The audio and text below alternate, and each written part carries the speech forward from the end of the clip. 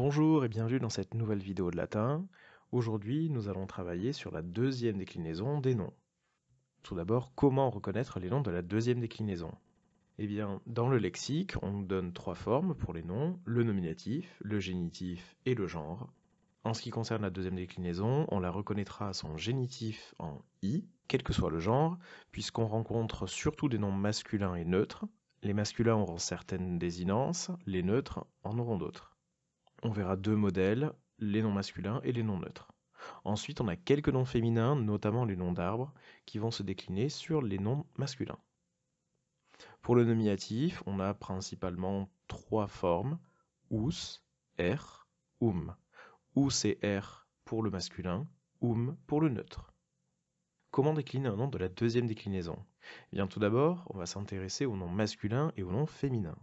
Pour cela, on a les désinences suivantes. Au nominatif ous, au vocatif et, à l'accusatif au génitif i, au datif o, à l'ablatif o. Et au pluriel, au nominatif i, au vocatif i, à l'accusatif os, au génitif orum, au datif is et à l'ablatif is. On a aussi des traces de locatif, c'est-à-dire le complément de lieu pour certains noms qui sera en i, comme au génitif. L'exemple canonique, c'est dominus, le maître de maison, que l'on peut décliner ainsi. Au singulier, dominus, dominé, dominum, domini, domino, domino. Et au pluriel, domini, domini, dominos, dominorum, dominis, dominis. Humus, humi, le sol ou la terre, donne, humi au locatif.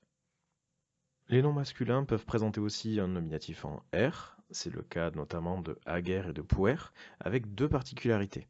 Ager va perdre le E central dans toute sa déclinaison à partir de l'accusatif. Donc on aura ager, ager, ensuite le radical passe à agre. Agrum, agri, agro, agro, agri, agri, agros, agrorum, agris, agris. Pour puer, et ceux qui vont se décliner sur ce modèle, le E est conservé. Donc puer, puer, puerum, pueri, puero, puero, pueri, pueri, pueros, puerorum, pueris, pueris. À chaque fois dans le lexique, vous voyez clairement si le E est conservé ou pas. Enfin, il y a un autre nom, wir, wiri, l'homme, qui se décline un peu sur le modèle de puer, c'est-à-dire qu'on va conserver le I partout dans sa déclinaison.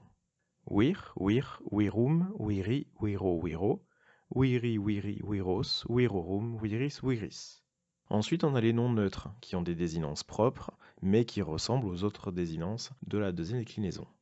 Ainsi, on va avoir au singulier nominatif vocatif accusatif génitif i, datif o, ablatif o. Au pluriel, nominatif a, vocatif a, accusatif a, génitif orum, datif is, ablatif is.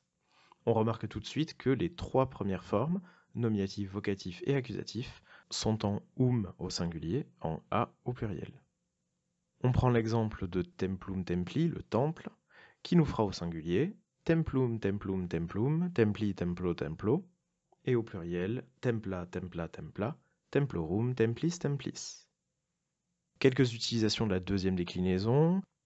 On utilise les terminaisons de la deuxième déclinaison pour marquer le masculin et le neutre des adjectifs de la première classe, qui sont donnés en ous à le masculin et le neutre des participes passés et futurs, puis le masculin et le neutre, en très grande partie, des pronoms.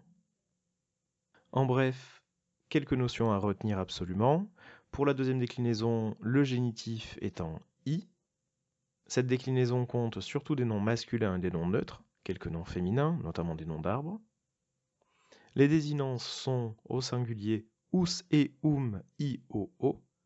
Au neutre, i, o.